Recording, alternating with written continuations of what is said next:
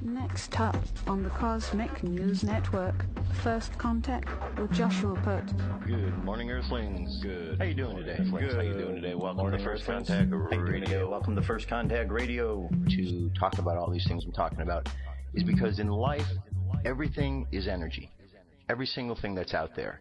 Yo, it's First Contact with Joshua Poet. He's the man on the mic, just in case you didn't know it. Covering news from all around the globe, from the weather and space to UFOs. He'll talk politics and make you open your eyes. Conspiracy theories and government lies. He'll dig it all up and try to find the proof. Cause it's time to demand the truth. It's time. First Contact Radio. We have arrived. First Contact Radio. It's time. First Contact Radio. We have arrived. First Contact Radio. It's time. First Contact Radio. It's time to demand First Contact the truth. Radio. We have arrived. First Contact Radio. It's time to demand the truth. Good morning, Earthlings. How you doing today? Welcome back to First Contact Radio. Glad you could be here. Well, we've begun another month. The month of April is here. The month of March is now in our rearview mirror. Seems like time is moving fast. Every year the months seem to go by faster and faster. So let's see what we're dealing with today. We got a Virgo moon. We got a Aries sun. So this is what we're dealing with here. The moon, the sun. Okay? So the Emperor putting things in order. Hermit shining a light for others to see. In order to shine the light, things need to be in order. So these work together because the Hermit is just another phase of the Emperor. So when we put things in order, when we use our actions and activity to do that, it helps us along the way with the next phase of being able then to share with others what we have learned. I mean, it's hard to share with others if you don't have some form of organization, because then things get all scattered. So it's very important that these things work together. Because part of the Hermit's job, Virgo, is to analyze. And so in order to analyze something, you have to put it in a state of order, organization, so that you can analyze it better. So all these things work together. So we've got these particular aspects today. The first one happened about an hour and a half ago. It was between Neptune and the moon, Virgo, and they're on this one here, which is an opposition. So I just like to think of this as the teeter-totter. On one side you got Neptune, which tarot card is the Hangman, and on the other side you've got the moon, tarot card the Hermit, and they're sitting on opposite ends of this teeter-totter. And the question is, are they going to play nice and both stay on the teeter-totter? Is one of them going to jump off and let the other one fall? Just depends how they go. One side, the Hermit, is saying we need to analyze things, we need to be patient. And the other side is working along with that, saying, well, let's take a new perspective on things. Let's flip upside down and look at things in another way. So in that way, there's a lot of connection and cohesion on what they want to do. It is when the looking the other way or taking a new perspective gets way, way out there that it gets past the realm of usefulness, because sometimes it can take us into the world of illusion, looking at things in an opposite way or a different perspective, and we just go so far out there that we get caught up in the illusion as well. So that's something we need to be aware of.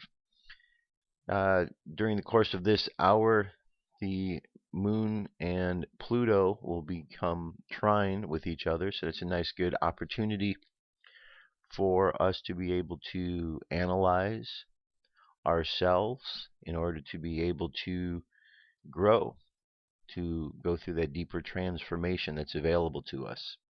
Pluto's deep transformation, Virgo's patience, timing, shining the light, analyzing. And later this evening, 9:51 p.m., the wounded healer, Chiron, gets into the mix with Venus. So with love and imagination, we can find ways to bring healing to that aspect of ourselves that still feels hurt, still feels it's needing to to do something to make a change so it's feeling better, doing better. Okay? Just some basics of what I see going on there today over at Planet Watcher. Here's our grid or our wheel. See how everything's progressed. Okay. Today on the Jewish calendar is, if it wants to show it, maybe not, maybe it's shy. There we go. Today is 12 Nisan. 12 Nisan, year 5775. Daily thought. Leaving Egypt. The biblical slavery of Egypt represents bondage into your own self. Every day, every moment must be an exodus from the self. If you're not leaving Egypt, you're already back there. Waxing moon, 93% of the way full. Full moon this weekend, Saturday. Full moon eclipse, blood moon. Space weather, solar wind 425.0 kilometers per second. Planetary K index, quiet, between a 2 and a 3. These coronal holes, boy, this one's as large as it was. This one's spread out a bit more. Pretty good sized coronal holes there. We're going to be feeling some wind coming and hitting the planet over the course of the next couple days. April 3rd through 4th is the notification here. And just a little brief of what this is. It says coronal holes are places in the sun's atmosphere where the magnetic field opens and allows solar wind to escape. In the extreme UV image above, the curved lines trace the sun's magnetic field. Arrows indicate the flow of gaseous material, otherwise known as solar wind, out of the deep purple coronal holes. Okay. And then we have M-class flare possibilities at 25, X-class at 5. Geomagnetic storm activity is dropping. It's going from 30 to 25 in the mid latitudes, and from 30 down to 20, even as low as down to 10 in the high latitudes. And last, looking at the sky tonight, says the coming of April always finds Orion in the southwest at dusk, leaning over with his 3-star belt almost horizontal. The bell points towards the bright Sirius, and the right towards Aldebaran, and further on the Pleiades. So we don't have the map here today. However, we will be able to kind of get an idea. Our moon's up here somewhere today, so you can see how it moves. So our moon's going to be up here, and way to the left we'll see the Virgo, Spica. Okay.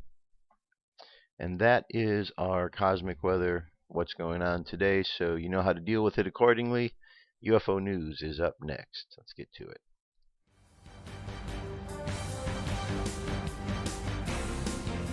This is the UFO News with Joshua Poet. Thank you, Dirk, very much. Thank you very much. Okay, UFO sightings. First one, a white UFO over Massachusetts neighborhood in Day. This was from March 31st. That would be yesterday. Little white object up there. All right. Eyewitness says, I was in Worcester, walking through Boynton Street when I saw a glowing oval-shaped object. I was confused at first, and I found it was really blue sky with a good vision. Speed was more than a normal airplane. There was no sound. I took the video, just disappeared. The eye crossed Institute Road, found a similar object, but this time was glowing and dimming. I took a couple of photos, and again took a photo, and it disappeared. All right. So there you go. Next, we have a cube, March 31st, over the volcano in Mexico, Colima. This cube-shaped UFO found near the Colima volcano yesterday by StreetCap1 of YouTube. Although a shape like a square seems impossible for it to fly for today's technology, if it was the year 3000, I bet we would have that kind of tech accessible to the average person. Shape matters little when it comes to element 115 propulsion systems. Bob Lazar, Very 51, said a piece the cut into the triangle the size of a $50 would last a UFO he worked on 20 years. Okay, and here's the object. Kind of see it up there. And again, we have a link to the webcam. You can go and you can watch all day long of the various volcanoes that are out there. And you too might catch a UFO. Well, at least see one. I don't know about catching one, but you'll see one. Unknown lights hovering above Colorado, 31st of March. This footage shows an unknown lights hovering in the sky above Colorado, filmed on Tuesday, the 31st of March, 2015. All right, here we go.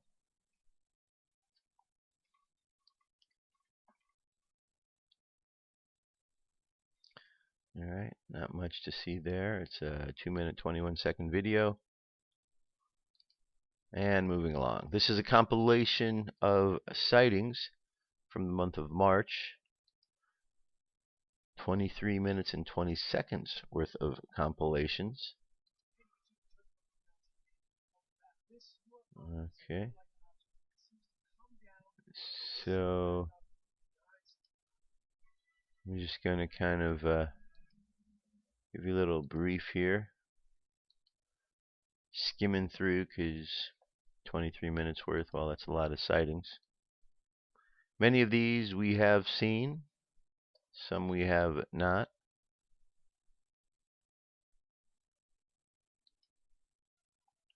But quite a few as always.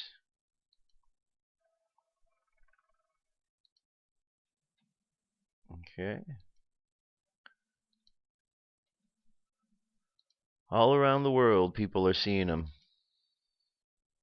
All right, moving on. This article says the MOD, otherwise known as the Ministry of Defense, delays release of massive cache of UFO files and evidence. UFO spotters have accused Westminster of a cover-up over a delay in the release of a cache of documents known as Britain's X-Files. After Lord Black of Brentwood tabled the question to the House of Lords last month, the MOD admitted it had not yet handed over the cache to the National Archives for release. It blamed additional processing requirements for the delay and said that the files would be released in late 2015 or 2016. Nick Pope, who used to work as the UFO investigator at the MOD, said this massive delay will have conspiracy theorists up in arms. It looked like the MOD is stalling. The suspicion will be that there's a bombshell in these files and that the ministry does not know how to handle it. I can understand why conspiracy theorists will be angry and suspicious. Some of the files are thought to relate to a famous encounter in Rendlesham Forest, which has been dubbed Britain's Roswell. American Airman First Class John Burroughs was exposed to radiation during this incident, leaving him with serious health problems.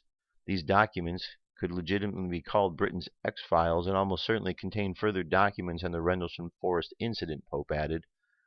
Given the U.S. government recently settled an injury claim on the basis of a UK government admission that the Rendlesham witnesses were probably irradiated, it's possible that this has caused a high-level diplomatic row, and that's what's causing the delay. Pat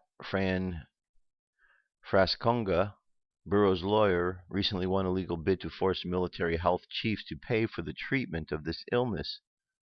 We know there's information contained in these MOD files about the Rendlesham Forest incident because the MOD clearly indicated so in responding to a Freedom of Information request by Burroughs last year. It further frustrates all of us who are simply trying to get to the truth of what happened. I believe we may very well be witnessing a situation where someone in the MOD is either having second thoughts on releasing these secret files or has been ordered by someone above to stall their release. Whilst many conspiracy theorists hope the documents contain evidence of extraterrestrial visitations, it's likely that they contain top-secret defense information which potentially relates to classified weapons or aircraft. Last year, the CIA claimed responsibility for more than half of all reported UFO sightings in the late 50s and 60s. In answer to Lord Black's question, Lord Astor of Hever, Undersecretary of State and Lord Spokesman of Defense, said The schedule for the transfer from the Ministry of Defense to the National Archive consists of around 10,000 files per annum. The schedule is continually updated and takes into account changes in priority and progress on different record sites. One last story here. NASA has a revolutionary spaceship that resembles a UFO. NASA invites public to check out LDSD Flying Saucer, how to watch Tuesday's live stream. A low-density supersonic decelerator from NASA resembles a flying saucer, and the space agency is inviting the public to watch a new testing being conducted on the revolutionary spacecraft. The UFO-like vehicle is designed in part to land massive payloads on Mars in preparation for the first NASA mission to the Red Planet, scheduled to begin sometime during the 2030s. The landing craft is designated to inflate during descent and to start spinning in order to create atmospheric drag, slowing the payload for touchdown. The LDSD will be subjected to a spin table test on March 31st. An hour-long live video broadcast of the video will be available for viewing. It will be broadcast on Ustream channel for the Jet Propulsion Laboratory starting at noon Eastern Time. The LDSD weighs 7,000 pounds, has a diameter of approximately 15 feet, is designed to land payloads on any planet with a significant atmosphere, including Earth. The technologies will not only enable landing of large payloads on Mars, but also allow access to much more of the planet's surface by enabling landings at higher altitude sites. In June, LDSD will lift off from the U.S. Navy's Pacific Missile Range facility on Kauai, Hawaii, traveling to the edge of space to the next major examination of the capabilities of the next generation landing craft. The vehicle will be lifted high into the atmosphere through the use of large, high-altitude balloons before being released for a descent to Earth. In June 2014, two critical pieces of equipment were flight tested by NASA engineers, including the Supersonic Inflatable Aerodynamic Decelerator, otherwise known as the SIAD, a large donut-shaped air brake. The system was able to slow the descent of the craft 3.8 times the speed of sound to Mach 2. Also on board the flight was the supersonic disc sail parachute, the largest supersonic parachute ever deployed. The chute was twice the size of the device used to land for the Curiosity rover on the Red Planet. Such massive parachutes are necessary for spacecraft traveling to Mars due to the tenuous atmosphere on that world. It did not deploy as expected and will be retested.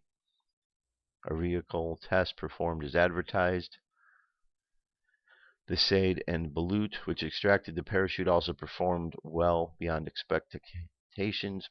We also got significant insight into the fundamental physics of parachute inflation. Alright, so there you go. We'll kind of keep an eye, see what they're going to do with that, with their UFO. Wonder where they made that from. Wonder, do you think they reversed engineer it from something? Where did they get that idea? And you notice how it said in the article, it says that what did it say? It said that NASA hasn't gone to the Mars. Kind of, gives the idea that there's another program. It has a different name because we've heard of the jump room programs. Are they necessarily NASA, or are they some secret program outside of NASA? That I don't know. All right, there you go. That's our UFO news. I'll be back. Stay tuned. Here we go. I have come here to chew bubblegum and kick ass. And I'm all out of bubblegum. Oh, shit.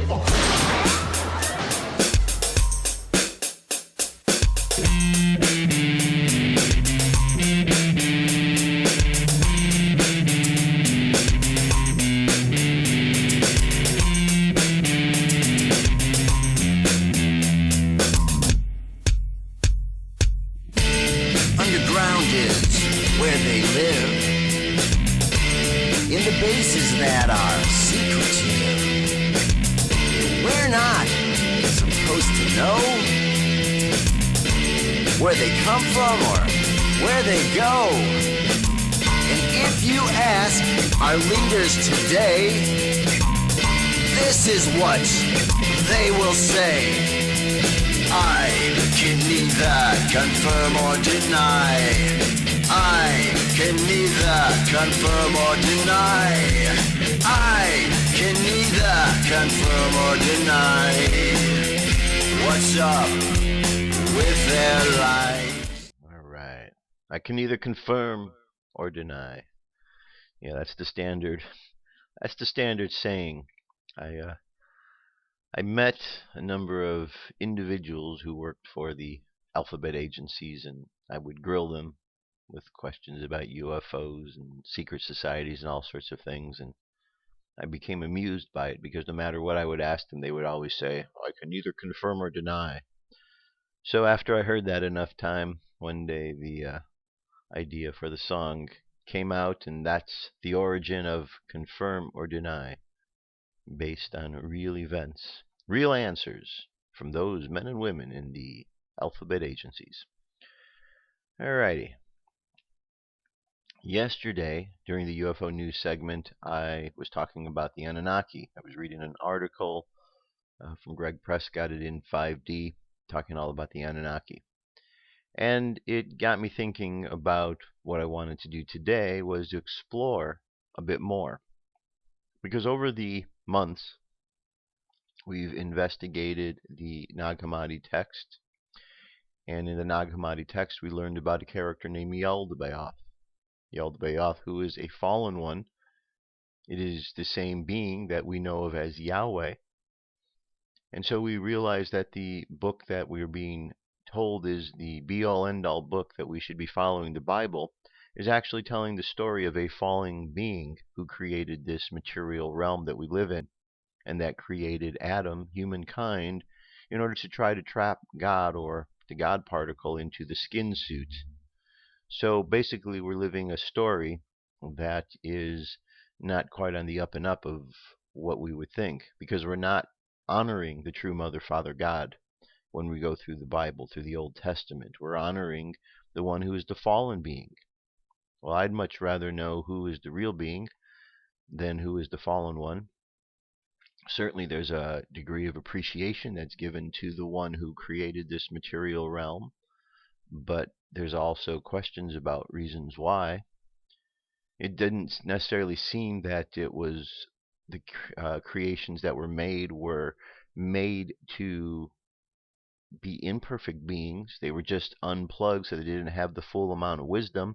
However, the stories do say that when Yaldabaoth and the angels and demons put them together, or the angels, that they put all their goodness into them. So they were wanting humankind to be awesome.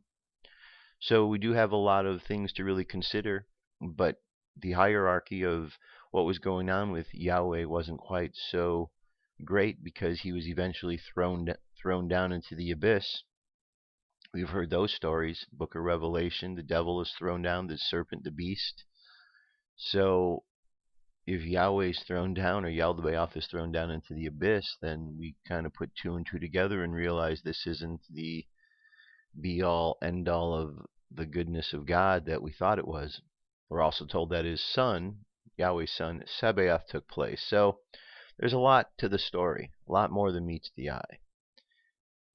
Well, the story of Enlil and Enki really ties into this, because one of them quite possibly is the same as Yaldabaoth, the same as Yahweh. Which one is which? Who is who? Well, let's explore a little bit. So this first place is called Alexandria.org is the website. I found some good stuff here. According to the ancient Sumerian text, the Sumerian god Anu, the supreme lord of the sky, the currently reigning titular head of the Sumerian family tree, had two sons. Enki, otherwise known as Ea, he was the lord of the earth and the waters, whose mother was Antu. And Enlil, Lul, lord of the air and lord of the command, whose mother was Ki. These two half-brothers, surprise, surprise, did not get along. Critical to their rivalry, particularly from Earth's viewpoint, was the fact that Enki had been the first of the Anunnaki to hazard a trip to Earth to begin a mining operation for gold. When this effort did not apparently produce gold in sufficient quantities, Enlil was brought in, given command and armed with a new plan, an early version of the New Deal. The revised program was to mine gold from deep inside the mines of Earth. According to Sumerian text, as detailed in Genesis as the great kings, during the visit by their father, Anu, the Anunnaki made a decision. The gods had clasped their hands together, had cast lots, and had divided. Anu went up to heaven, and to Enlil the earth was made the subject, the season closed as with a loop, as they had given to Enki, the prince of earth. Sounds fair, however, as Lawrence Gardner points out, Enki was not happy about his brother's promotion, because although Enlil was the elder of the two, his mother Ki was Anu's junior sister, whereas Enki's mother Antu was the senior sister. True kingship, claimed Enki, progressed as a matrilineal institution through the female line, and by this right of descent Enki maintained that he was the firstborn of the royal succession. Went on to say, I am the great brother of the gods. I am he who has been born as the first son of the divine Anu. There is a philosophy of Enki, and manifests and explains itself in the early Mesopotamian and Egyptian thought, where the true creator of the universe was manifest within nature, and that nature enveloped both Anunnaki and the humans. Nature, as the great mother, was still supreme, despite any patriarchal scheme to the contrary. Admittedly, Enki's claim to his birthright, the one being based on the matrilineal line succession, essentially the mitochondrial DNA link, which is wholly passed through the female line, was Enki's best interest. But Enki was also the maternal grandfather who came to the aid of Inanna when things went badly during her descent to the underworld. With the arrival of Enlil, who in his best interest must mean the matriarchal line of succession, and thus nature itself, everything changed. The great mother was dethroned and placed by a supreme male, as opposed to a male consort for the queen. The idea of cooperation, as exemplified by the Council of Anunnaki, making cooperative decisions, was quickly replaced by competition, and harmony was forsaken in favor of subservience. The supreme god became abstract, and any physical connection with human or nature was lost, and thus the link between nature and human also destroyed. When Enlil hit town, there was a whole new deal put into effect. According to Lawrence Gardner, the dominant tenet of the new thought was based wholly on the utmost fear of Enlil, who was known to have instigated the great flood, or else acquiesced in not warning the humans and making any attempt to save them, who was also to have facilitated the invasion and destruction of civilized Sumer. Here was a deity who spared no mercy for those who did not comply with his dictatorial authority. So, we now can make our connection based on what we see here, that Enlil is the same as Yaldabaoth is the same as Yahweh. How do I know? Because they all have the same story. When you see the same story and you see that it's the same except for the names of the characters involved, you realize it's the same story. It's called common sense. Okay, just putting two and two together makes sense. I know that they're not taught this in school these days, these young kids, this common sense thing. They're taught a common core, which is kind of backwards thinking, if you ask me and ask most people who are seeing what's going on with it. But if we use our common sense, we start to see, just like what Sesame Street, one of these things is not like the other. And then in the same sense, we match up the things that match. So when we see Enlil and Yaldabaoth with the same story, we know it's the same character. Anyway, so Enlil. So Enki's the good guy. Enlil is the fallen one. Enlil is the one who has his own agenda. Goes on to say here that Abraham had experienced the vengeful Enlil firsthand at the fall of Ur, and he was not about to take any chances with his own survival. He was even prepared to sacrifice the life of his young son Isaac to appease the implacable God. The original scholar, Henry Frankfurt, summarized the situation by making the point that those who serve Jehovah must forego the richness of the fulfillment and the consolation of the life which moves in tune with the great rhythms of the earth's sky. Bromley had noted that we therefore find Enki as the reputed culprit who tried to teach early humans, Adam, the spiritual freedom. This suggested intended his creation, Homo sapiens, to be suited for Earth's labor, but at some point he changed his mind about using spiritual enslavement as a means. From a biblical perspective, it was Enki who, with the critical assistance of his half-sister Ninki, aka Ninkersrag, created Adam and Eve. It was Enlil, on the other hand, who created Eden. Enki was the serpent in the garden who urged Adam and Eve to eat of the fruit of the tree of knowledge of good and evil, which was indefinitely beneficial to their spiritual growth. It was Enlil who drove them out of Eden, while Enki was there to clothe them. It is worth noting that Zechariah Sitchin claims that the one biblical word for snake is Nahash, which comes from the root word NHSH, and which means to decipher, to find out. In other words, Enki is the god of wisdom. In the time of Noah, it was Enlil who created the great deluge as a means to wipe out mankind, because they supposedly made too much noise or else refused to warn the humans to do anything or save them, to help them to save themselves. Enki, on the other hand, apparently ordered against orders of the Anunnaki, who Enlil now controlled, provided the boat plans for Noah to build his ark and thus save him and his family, and likely a fair number of helpful artisans and their families. Enki, as well as the seed of other living things. In the Sumerian text, we also have the stories of Enki and Enlil, and for the most part there is portions devoted to each, but in Genesis, Enlil seemingly reigns supreme. Enlil knew early on that a pound of good public relations effort is worth a ton of truth. Abraham and his descendants served Enlil and followed his precepts. The Egyptians, on the other hand, were Enki's protégés, and based on food management practices during the devastating droughts around the time of Jacob and Joseph, were doing a lot better than Enlil's followers. Obviously, Noah backed the right horse, and that Enki shared boat plans with the righteous fellow who Enlil later claimed as his own. But at one point in around 2000 BCE, all hell broke loose in an all-out war of Enki against Enlil's humans, complete with all manner of diplomatic subterfuge in the mix. Sodom and Gomorrah took the brunt of the action and were destroyed by nuclear weaponry. They were A-bombed. The decision for this, however, was not as you might have expected, due to Enlil's instigation. Instead, it was due to the actions of his sons, Ninurta and Ningal. The radioactive fallout of their actions then resulted in the final destruction of the Sumerian civilization around 2000 BCE. Curiously, this event in the annals of Earth turned out to be somewhat of a Waterloo for Enlil. Not that the guy, also known as God, fled the scene, but thereafter the idea of unilateral actions was a bit more constrained.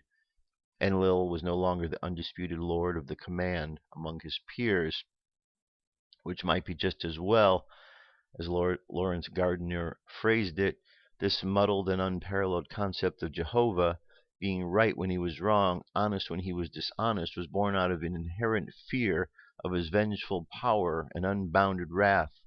Whether as Jehovah in Genesis or as Enlil in Mesopotamia, it was he who had instigated the Semitic invasions which led to the confusion of tongues and the fall of Sumer. It was he who had brought about the devastating flood, and it was he who had leveled the cities of Sodom and Gomorrah, not because of their wickedness as related in Genesis, but because of the wisdom and insight of their inhabitants, as depicted in the Coptic paraphrase of Shem. It was Jehovah who would remove the Israelites from their homeland and sending them into 70 years of captivity by King Nebuchadnezzar II and his 5 Babylonian successors down to King Belshazzar. This latter event is critical as another turning point in the Enki-Enlil warfare, as it reflects a time around 600 BC when Enlil was stepping back from overt control of Earth, a fact which does not necessarily imply stepping back from covert control. Zechariah Sitchin's taken a different, decidedly pro-Jehovah, pro-Enlil approach in his writings, While admitting to the complicity of Enlil's sons in the destruction of Sodom and Gomorrah, Sitchin tends to blame the female Inanna for seducing King Shulgi of Ur. Sitchin also charges Enki's son Marduk, who became the Babylonian god, as being perhaps the prime culprit of all the bad news that was extant in what Sitchin refers to as the fateful century. At one point in his book, The Wars of God and Men, Sitchin writes, "There was great jubilation in the land when the great temple was rededicated to Enlil and Ninlil.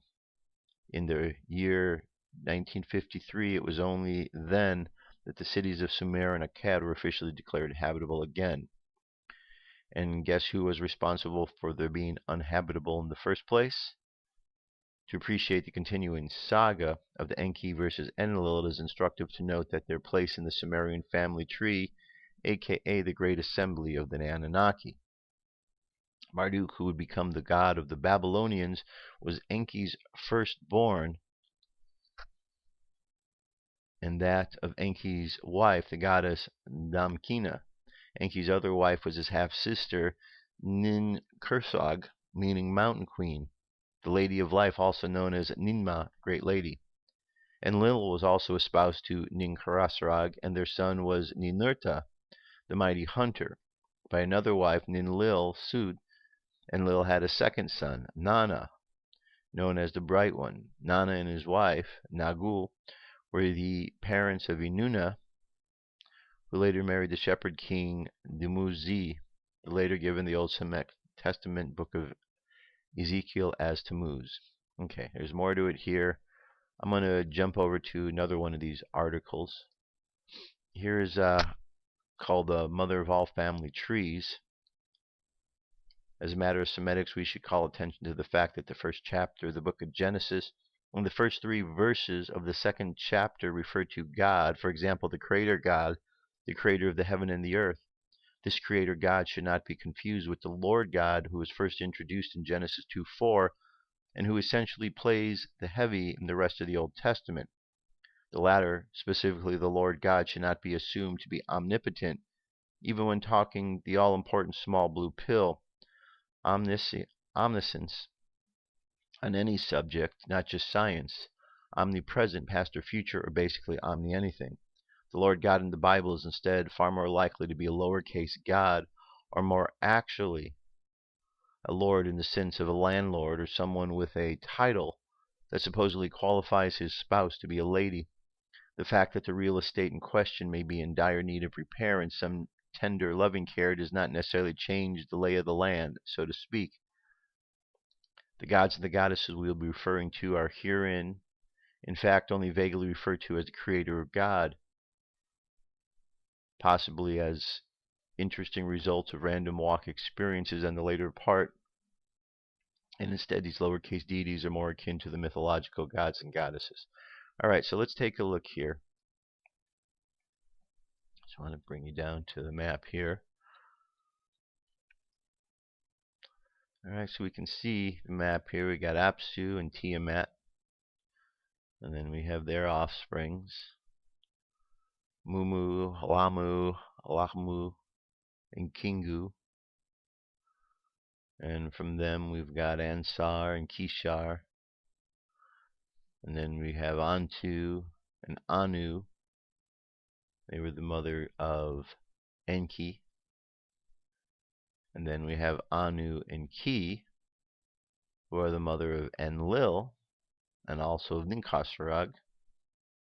And then it goes down with their children, Marduk, child of Enki, Enlil, child of Enlil, and so on and so on. Okay, so we have the ideas now, just to get an idea of how long they've been around. Here we have one called the Serpent of Life and Wisdom.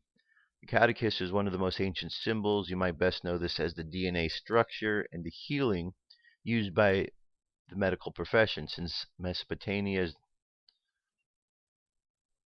the catechist represented 2 serpents intertwined in the central nervous system around a staff with the wings on either side. representing the pineal gland of the central sun of the psychic center within. It also symbolizes the Kundalini. This was originally the symbol for the Anunnaki Syrian creator god E or Enki, who has become an archetype, who was the chief of the magicians, the one who knows and infamous for being the serpent of the Garden of Eden, who created life forms in test tubes 500,000 years ago with his half-sister Ninhursag, at the suggestion of his son Marduk, to create humans to be the workers for the gods. The symbol is also based upon the winged globe for the planet Nibiru, the symbol of the royal Anunnaki family. Biblical writers call the healing serpent Nahashatan. The Hebrew word for serpent is Nahash. The root of the word are the Hebrew letters Nun, Het, and Shin, which means to guess. This was translated into other language as Satan, which some say mean enemy or adversary. Okay, Enki's identity as the Lord of the Earth. Enki, also known as Ea, whose house is water, is reflected in other names: Adonai, Ptah, Atan, Atiri, Adom, Adam, Amen. Alright, there's a lot more to this article, but just wanted to bring that to your attention. This one here is called The Lost Book of Enki.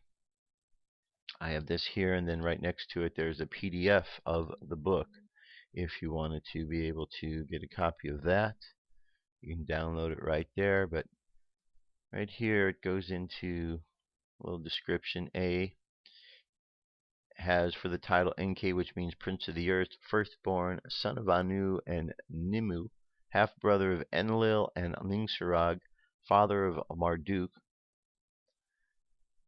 Okay.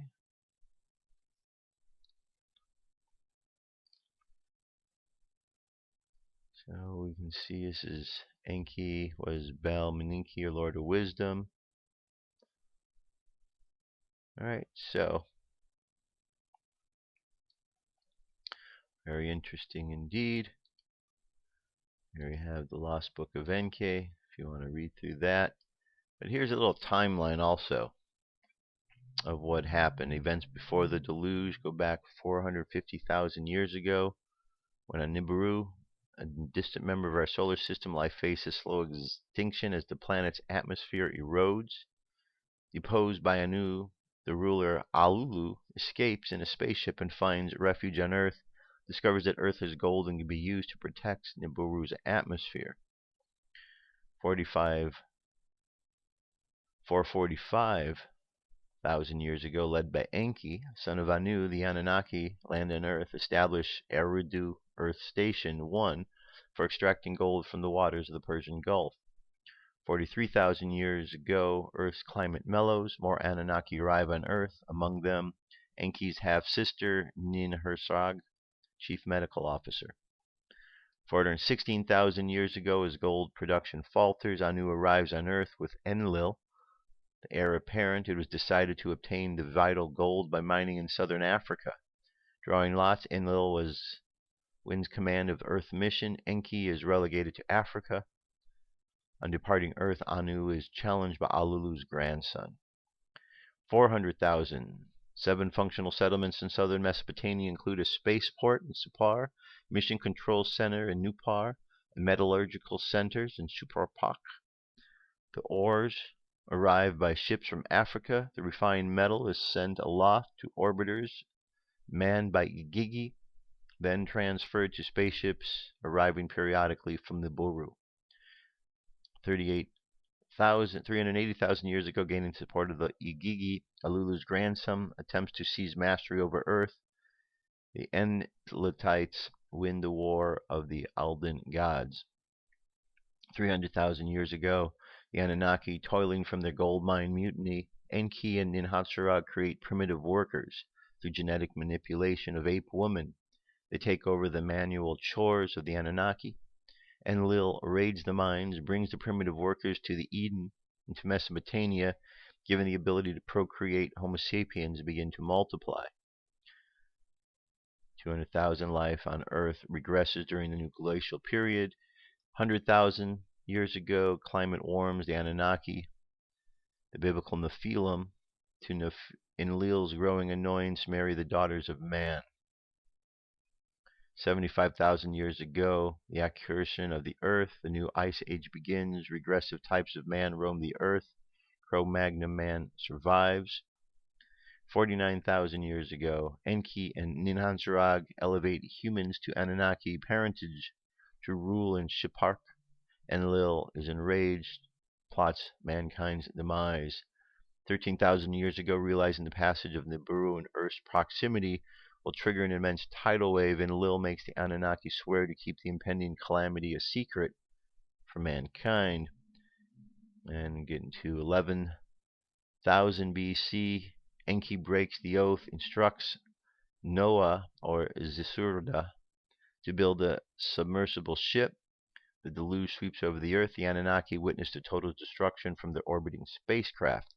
Enlil agrees to grant the remnants of mankind implements and seeds. Agriculture begins in the highlands. Enki domesticates animals. 10,500 BC, the descendants of Noah are allotted 3 regions. Ninurta, Enlil's foremost son, dams the mountains and drains the rivers to make Mesopotamia habitable. Enki reclaims the Nile Valley.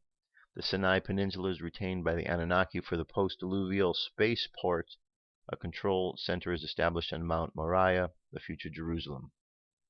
Okay, and then we can just keep going on down here. However, I'm not going to do that because we've come to the end. So there you have it. That is what's going on with Enlil, what's going on with Enki. So we know that Enki, EA, Enki is the good guy.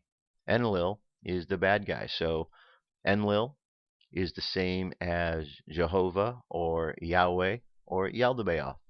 In all cases, we know that this one is the one that was the troublemaker, the one who was rebelling against somebody, whether it was rebelling against the big god or another one of the smaller gods.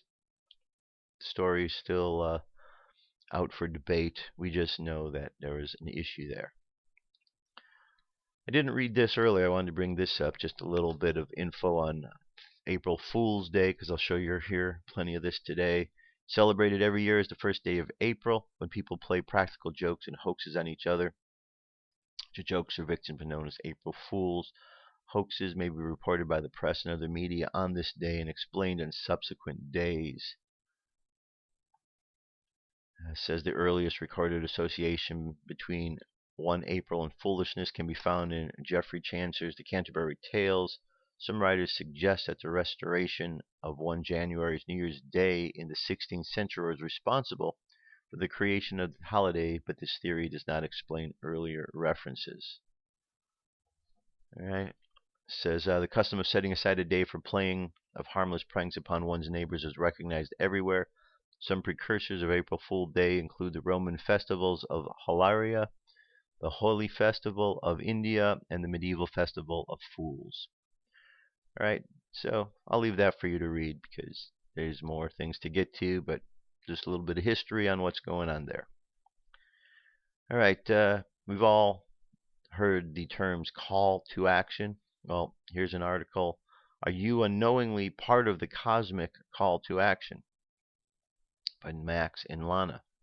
A large number of people, especially those who feel or even know their hearts that they have a role in the changing world, seem to have unknowingly experienced a call or a shift which began approximately 6 to 8 years ago. In most cases, the shift in their thinking, perspectives, approach, moods, activities, and or priorities appeared to be the result from a loss of death, a divorce, or failed relationship, an illness and or physical symptoms, or intense new sense of feeling unfulfilled despite numerous accomplishments. Regardless of the specific triggers, the event or events sends each person into a relatively uncomfortable, unhappy, disconnected, and discontented period in their lives. More than ever, they have felt intensely lost, confused, and disconnected from the true purpose, path, and joy, and more plagued by issues mentally, physically, and spiritually. However, it is our belief that the period of disconnect serves to prepare this special pioneering population for their roles as various leaders in the new era ahead. They are this epoch's first wave, and the period of disconnect was and is meant to help them. The challenges they have been experiencing are to assist them to resolve and to cleanse mental issues and attachments to intensify their talents, to connect them with each other in order to share, empower, and mobilize their efforts for the year or two ahead.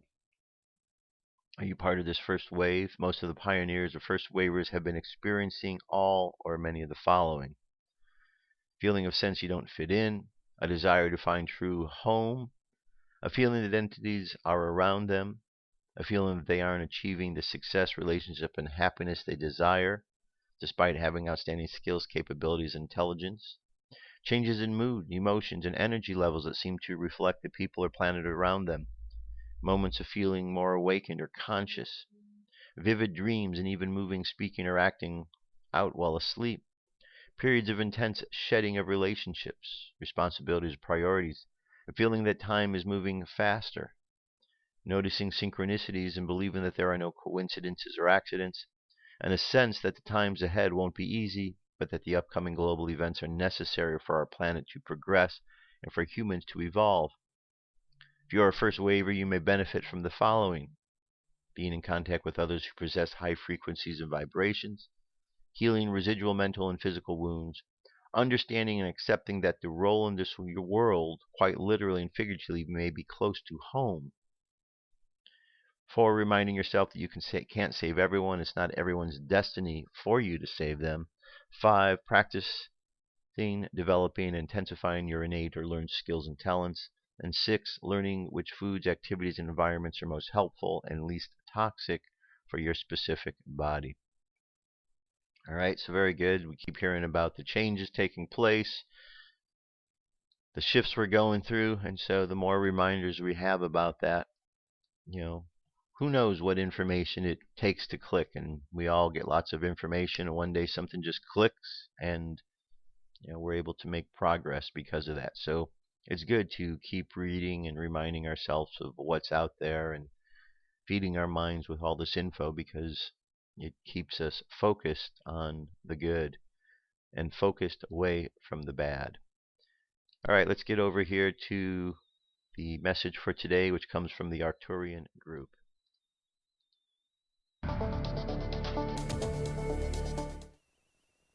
The Arcturian group. March 29, 2015, by Marilyn Raphael. Dear ones, greetings to all in this season of Christian celebration. Know that the death and resurrection remembered at Easter were meant to provide profound spiritual teachings for all, Christian as well as non-Christian. Spring is bringing with it new beginnings, even for those who may be trying very hard to avoid new beginnings. We speak now of those who believe that their learning curve is finished and that they are now entitled to sit back and enjoy old age. Those in this category will be very surprised when change begins to disrupt this cherished illusion. Everyone must be prepared for change both within and without, regardless of human age and its manifestations. Refuse to blindly accept into consciousness the beliefs and fears about aging being incessantly thrown at you by corporations who stand to profit from your fears of age and deterioration. Individual human age matters not in the spiritual journey, for in reality, everyone is as old as God. We emphasize change simply to remind all now on earth to not get too comfortable in the illusion, for you all made the choice to be a part of this powerful time of change in order to spiritually evolve and then in turn, assist others. An energy field filled with light can lift those receptive and ready without words ever being spoken, and often even without any conscious awareness. This is what happened in the story of the woman touching the hem of Jesus's robe and being healed. It was not the robe, it was the very illuminated energy field of Jesus. She was receptive and was thus lifted into his higher frequency consciousness where disease did not exist. Many of you are beginning to experience others seeking you out, asking what you know, how you may feel about this or that, or what you believe, your advice. They do not know exactly what it is they seek, but they feel your light. When this happens, remember always to keep yourselves in compassion and not sympathy, for in sympathy you align with the other's energy. Every soul seeks light, for it is the focus of the true self to be remembered, but as with all things, this too is interpreted according to the individual state of consciousness. Even those seeming to live out from the densest of third-dimensional energy are unknowingly seeking the peace and harmony of light, when their discordant actions may indicate otherwise. A murderer believes he is making things better for himself in some way. The Arcturian group wishes to speak of resurrection, a term heavily imbued with the Christian teachings of Jesus being crucified and then arising from the dead and leaving the tomb. The hidden, deeper message is that only through the death of the old, can come new beginnings. It has been taught and believed by many that the resurrection story is about one person alone, Jesus. It is time to understand that the birth, death, and resurrection events were all profound teachings given to the world with unconditional love by Jesus, not meant to be pinned on him alone. Death and resurrections have been experienced by all with varying intensity throughout lifetimes. You have all had them. Death and resurrection has been ongoing, serving to lift the soul to new levels of spiritual awareness through physical, emotional, and mental experiences, until at last there comes a final and profound death and resurrection in which the soul finally remembers itself. The idea of this experience as belonging to one alone, has resulted in mankind missing many of the vital and powerful lessons that were given through a great sacrifice by the illumined teacher. All are in and of one divine consciousness. Jesus, an evolved being and master of light, incarnated to be the example, showing mankind that the way is within, but the consciousness of most were not able to accept this, and instead chose to make him into a god as many still do. The same is true of Siddhartha, who became the Buddha, and all the great spiritual lights throughout time. Over and over again, unawakened individuals have interpreted mystical teachings according to their less evolved state of consciousness. Then in their enthusiasm, they proceed to organize their interpretations, and deify the original messenger as being separate and more special than everyone else.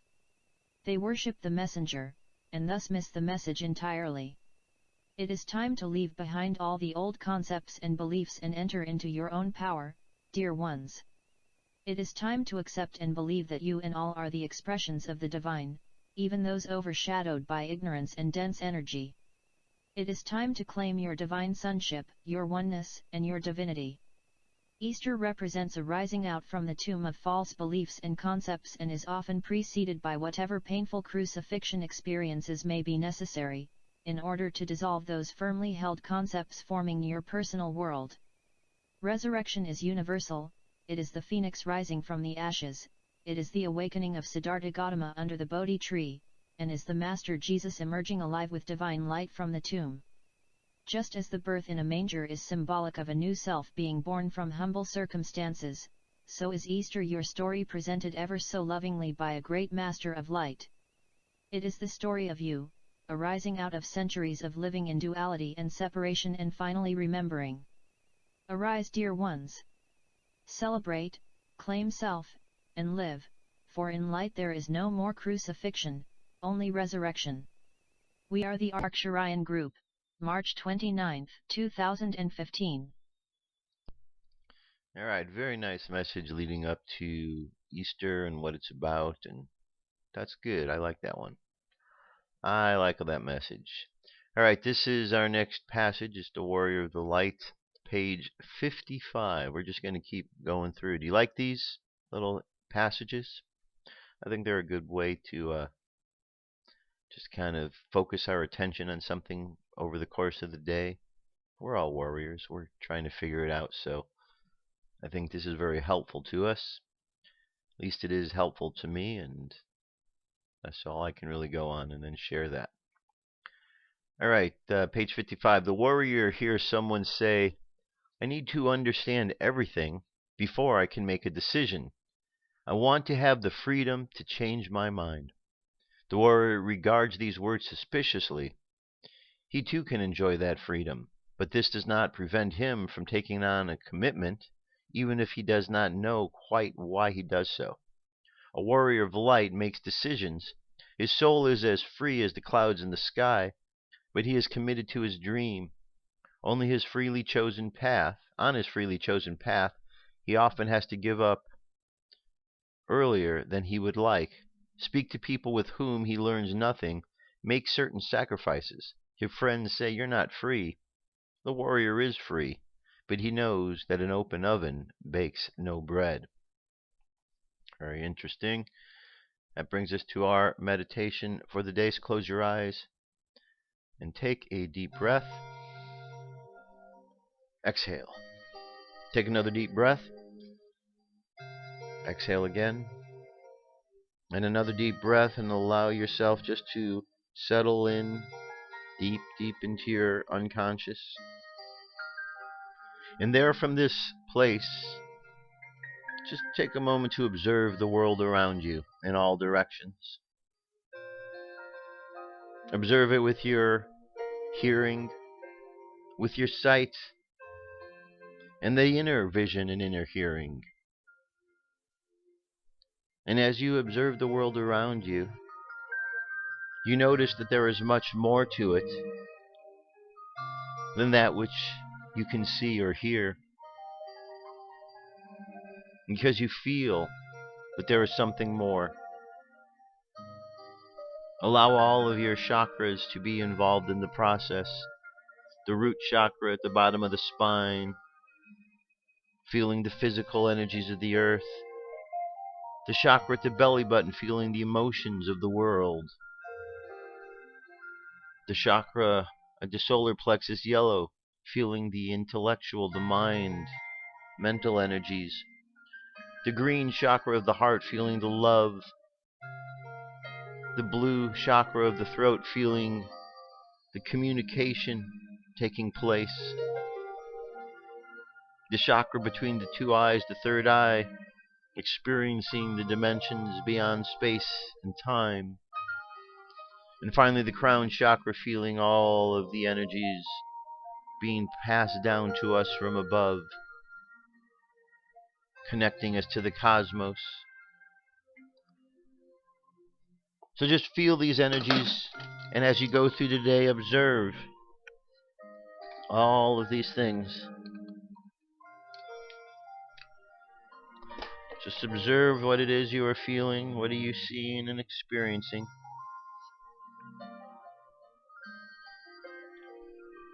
And let this be enough for the course of today. Just to observe, to experience, and feel. So let the subconscious mind continue on that journey to learn what it can from observing and experiencing and feeling. And let's bring the conscious mind back to the present moment on the count of 3. 3 coming back to the present moment filled with confidence. 2 coming back to the present moment filled with faith. And 1 coming back to the present moment happy, healthy, and whole. Happy, healthy, whole. Take another deep breath. Exhale. And open your eyes. That's it, my friends. That's it for today. Thank you very much for being here again. I really appreciate it. It makes it all worthwhile knowing that there are others out there that are listening. But I'll be here nonetheless, even if it's just me, because I like to talk, and well, this is a good opportunity to talk. Anyway, that's it for today. Have an awesome day. Just observe what's around you. Observation sometimes can be half of the situation we're dealing with, because it brings us a great awareness. And just keep preparing yourself for the changes that are going on, despite all of the distractions in the world. Just keep your focus. I'll be back tomorrow. Till then, have an awesome day. I love you. Keep loving each other. Peace. I'm out of here.